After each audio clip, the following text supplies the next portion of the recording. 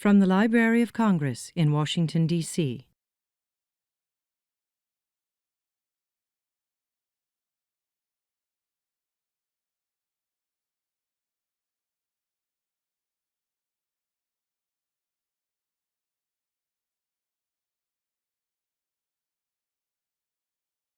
Good evening. I'm Anne McLean from the library's music division, and we are very delighted to give our warmest welcome to an early music luminary and legend, Jordi Savall.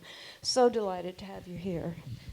And we want to say that this is a rare opportunity to have the chance to hear all three of your incredible ensembles. Do you travel with them as a trio very often? Is this unusual to have all three? No, for some big programs, we can combine both, all three. Yes. And this is a remarkable program that we have with the music from so many cultures, and with Venice the focus. Like so many of your projects, you bring together kingdoms, eras, cultures, religions, and everything. And you also have a remarkable group of friends that you travel with. And I was thinking about Andrew Lawrence King's comment that you have to, it's like surfing in big waves to perform with you. You have to have the skills of a virtuoso musician, you have to have the improvisational abilities of a jazz artist, and also to be a great accompanist. How do you manage to get together people like this everywhere? Well, you know, I'm in this job mostly 50 years. And in the experience, you meet people. And when you meet people and the things goes well, and in both sides you are happy, then you have a good relation. And my principle, always philosophy, it's you can only make nice music if you have a nice human relation with the musicians. It's so essential. Because making music is a very intimacy experience. When you make music, you are only with your heart, and you have to share everything, the most essential emotions, and you have to do this with people that you trust, with people that you feel really close. And mostly, well, all the musicians I have tonight in the concert are good friends. Some of them not for a long time, like the group from Salonika. I know them only from the spring of last year. But still, we have made so nice experience, and now they are really like friends also. Say this is, for you, the happiest experience to be on stage or performing, and gives you a tremendous energy. And you'll hear this tonight, amazingly so. I wanted to ask you about the Byzantine music that is the thread woven throughout this. And you have a remarkable ensemble here tonight. How did you meet Mr. Neocharidis, and how did this come about? Well, when I have a start to have the conception of this program, the first difficult question was how to found very precise the music from 1828, when the supposed relics from San Marco arrived to Venice. It was necessary to have a vocal piece exactly from this period. And so the next different moments during the whole 1,000 years. I have listened through my friends from Greek and from Turkey, different vocal ensembles from different, mostly Orthodox singers. And finally, I chose Panagotis Neocharidis because I found him really the best. And then I visit him in Salonique. And it was very simple. I have been invited in his place where they rehearsal and say to them, well, Mr. Zed, I need a piece from 828. Oh, no problem. We have Johannes the Mantiums. This is exactly the same time, and it sounds like this. I was like, my God. It was. We have spent the whole day to listen pieces, and then I have make a choice of the music for the whole concert. I have to say the first choice from all the music for the program, the result was a program for 4 hours music. It's not tonight like this. But at the beginning, I was really choosing the most important dates, the most important moments, and choosing the music. But I have to say, the first concerts that we do in France and in Utrecht, the program was, the first half of the program was 1 hour and 30 minutes, and the second part a little more.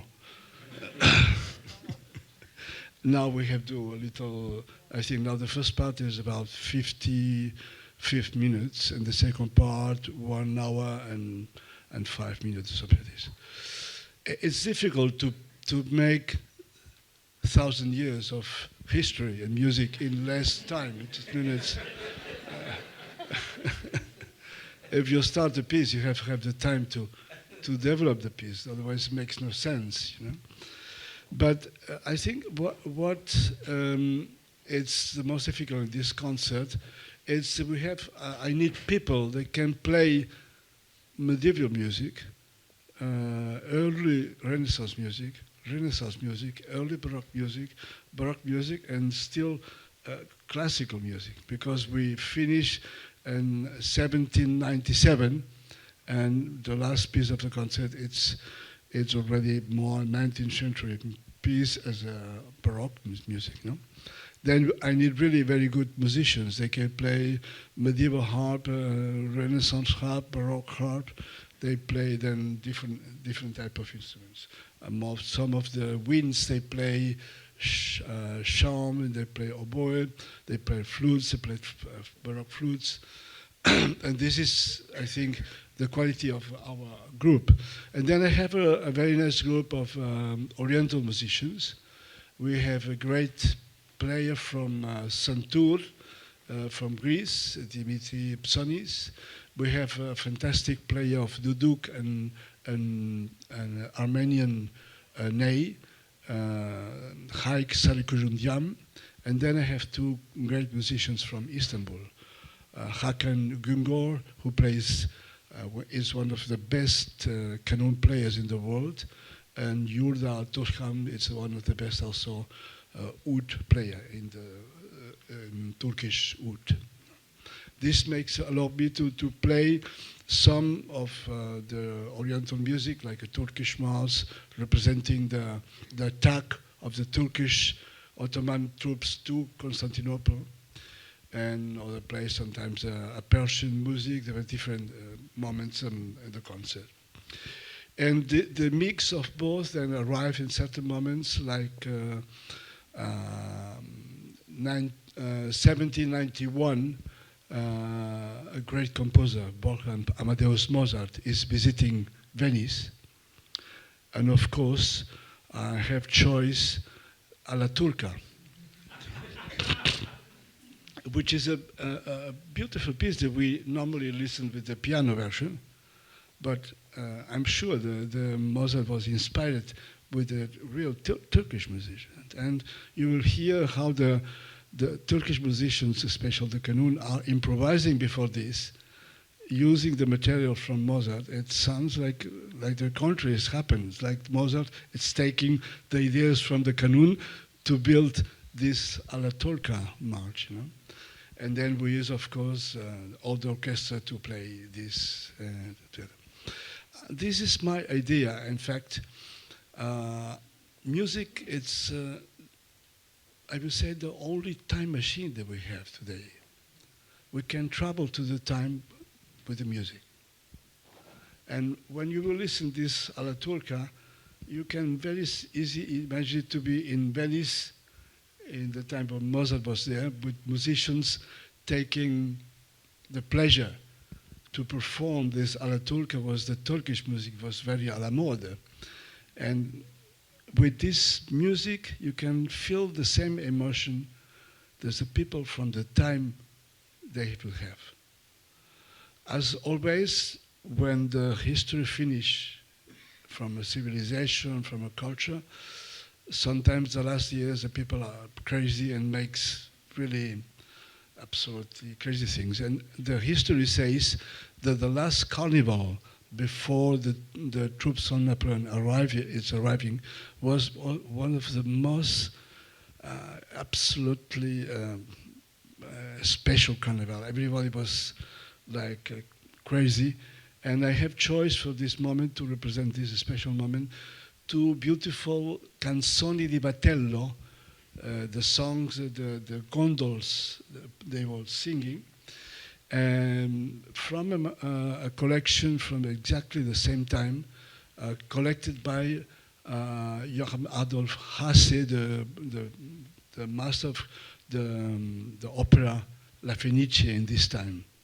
And this is again, you will hear music which has a little bit Mozart or popular. It's a very nice mix of styles, and you will have really the impression to be in the center of Venice with the gondolas moving through the small canals. And after this, it's the end, and the end was the most difficult thing to find. I have to say they have spent a long time to see how I can finish this program. It's a tragedy at the end. It's Venice lost his freedom and will be attached to Italy for a long time. And I found, by a casual thing, I found in Paris a manuscript who was performed in Paris a little later, but represented this ideal from tragedy, revolution, and all the mystery of this time. And this is a song in 4 parts, composed, arranged by Luigi Bordese, an Italian composer, was in Paris in this time. He has takes 2 moments of 2 symphonies by Beethoven, and you will hear this. I don't tell it anymore. It's really a surprise. The music by Beethoven is one of the most beautiful music, but listen to this music with singers. It's really incredible. Because then when you start, La nuit est sombre, it is really, every time my skin, it becomes like a... Anyway, the idea is always music. It's the really living human history. Because the music takes always about emotion. And then when we listen to emotion,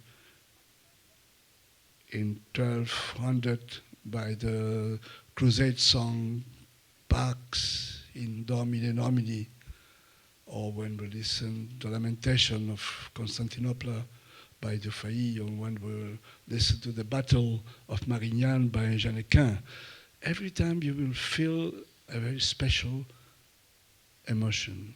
And this is the power of the music. We can feel today the same emotions that people they have 1,000 years ago, 500 years ago, 300 years ago. And this is the great power of the music. And this is why I do music. And you've said that for you there are 2 types of music, sleeping music and contemporary music. Yeah, this is an answer. Many times they tell me that I'm playing ancient music. And my answer is always, there's no ancient music. Somebody will have the idea to say the Shakespeare is ancient theater. Nobody will think the plays from Shakespeare, this old theater. This is contemporary theater, always. You know? And with the music, I think the same. We have old manuscripts, ancient manuscripts, ancient printings. But when you play the music, when you sing the music becomes your contemporary. Because the music, it's only finished. It's only, well, not finished. It's never finished. This is what is beautiful. But music becomes a new life every time the singer and musician plays. And this, it's as long as we are singing and playing. When we stop, music stop. And what remains? What remains after this? The memory. Memory. Voltaire says, sans les sens, il n'y a pas de mémoire. The sense, all the things that touch us, it makes our memory. We remember only the things that are touching us. A nice pasta. a beautiful trees and the sun and the afternoon. A beautiful person. We remember from the nice, or sometimes also the very bad things. But the human being has tendency to forget the bad things and to remember the best things. And this is the quality of the music. For this is so important to play the music with all the emotion and all the beauty. Because only like this, we will remember this moment forever. You know? And I think this is a quality that's possible because with music, we cannot lie. As you know, there are many people are lying today. And it's very easy to lie with the words. But with the music, no, it's not possible. Even the most analphabetic person, the person who has no idea about music, will feel if a singer is singing with emotion or not. It's not necessary to study in conservatory to know about musicology. You know, everybody can hear if a singer is singing with emotion or not. If a musician is playing with sensibility and pleasure. And this is, I think, the most important thing. And this is why the music remains a fantastic source of dialogue, of comprehension, of sharing experience, building bridges. Because you will see, tonight we have 14 different nationalities. The first soprano is from Morocco, the second is from Italy, the conductor is from the Basque land, the tenor is from Catalonia, the bass is from Italy. We have the musicians from Istanbul, from Armenia, from Greece. We have the vocal ensemble from Salonique, and from the musicians we have first violins from Argentina, the cello from Hungary, the viola da gamba, one from Germany, the other from Austria, the harp from England, the guitar from Spain, and etc. And this is, but it's still like this. We are a family, and we share the music with great joy and respect. And I think this is the best thing to do today, to show even with the very strong differences, we can be very well together. The diversity is not a tragedy, it's the country. And your country, it's the best example until today, how a country is built from extraordinary diversity of cultures and has living together for so many 100 years. Thank you.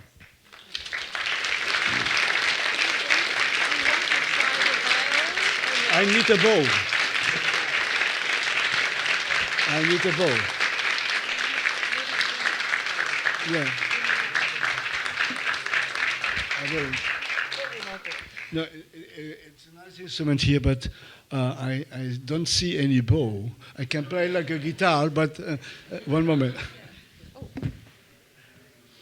You know, while he's asking for the bow, we should say that in our cases tonight, if you have time to look at them, there are a number of rare itums that show the history of Venice as a music publishing center.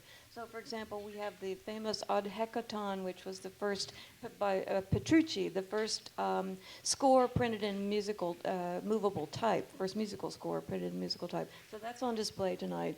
We also have, I believe, the 8th book of the Monteverdi madrigals, Combattimento di Tancredi e Clorinda, and a number of other very rare items. Venice was a printing center, and so printers like Vicentino, Doria, Gardano, and others were making it a commercial hub for that. It was also a home for gamba making, which I was thinking that Mr. Savall would talk about in a moment. Oh, thank you so much. Great. I'll get over here. This instrument that he's kind enough to demonstrate briefly for us is by Pieter Rombouts, 1708. It's part of the library's collection of Wilkins viols.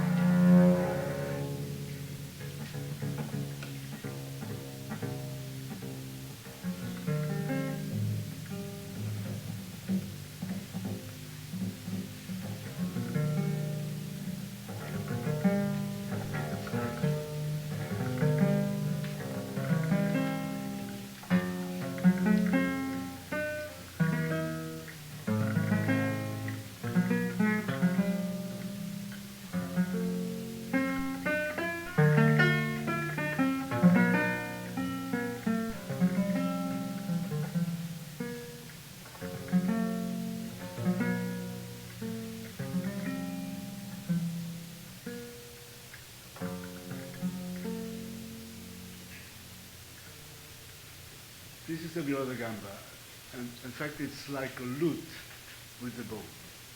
We have the same tuning as a lute.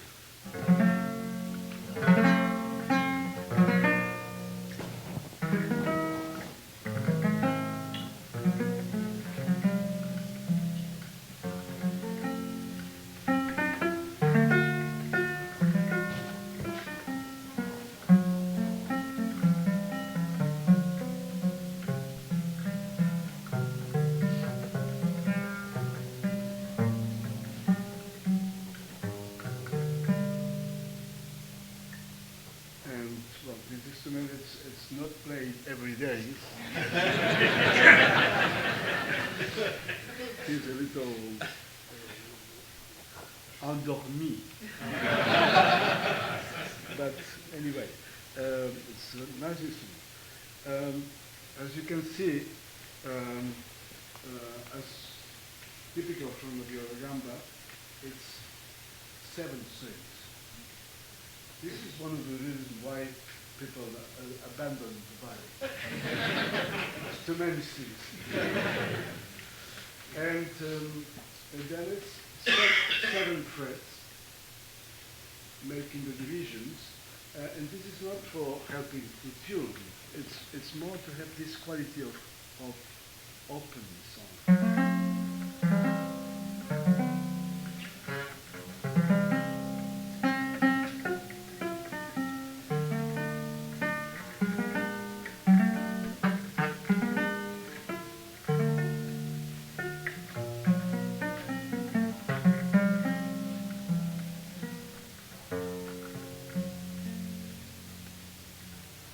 And one of the characteristics of the viola is we don't take the bow like the violin.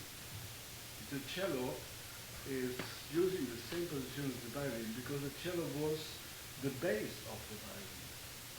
The name of the cello at the beginning, before we talked about cello, was basse de violon. La basse de violon.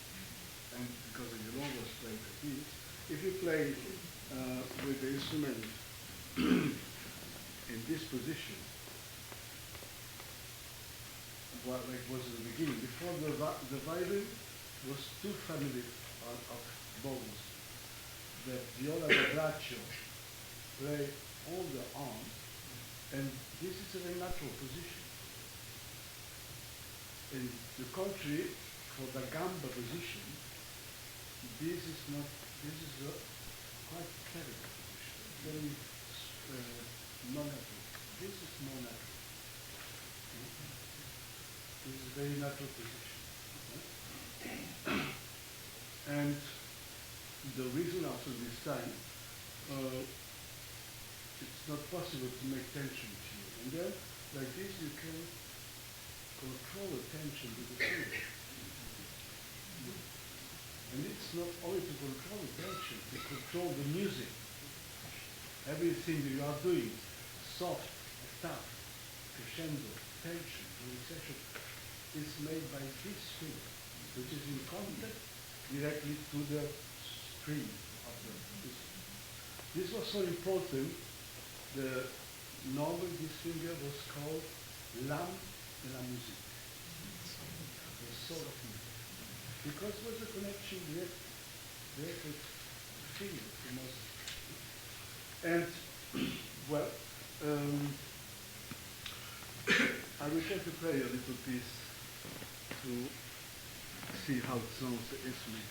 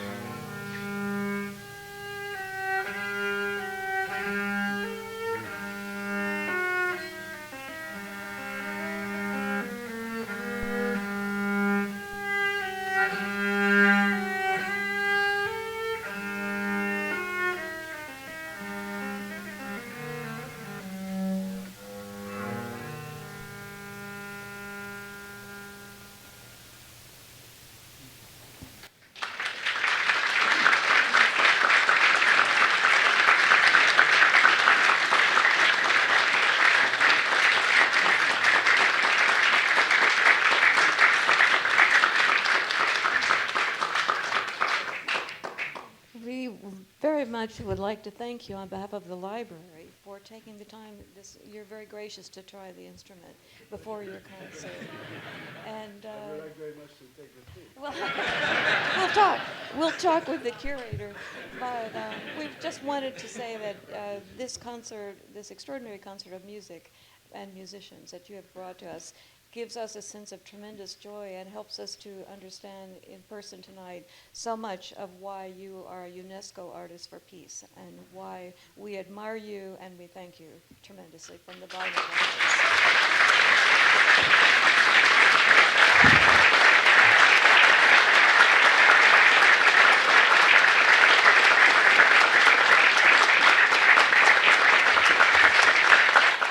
This has been a presentation of the Library of Congress. Visit us at loc.gov.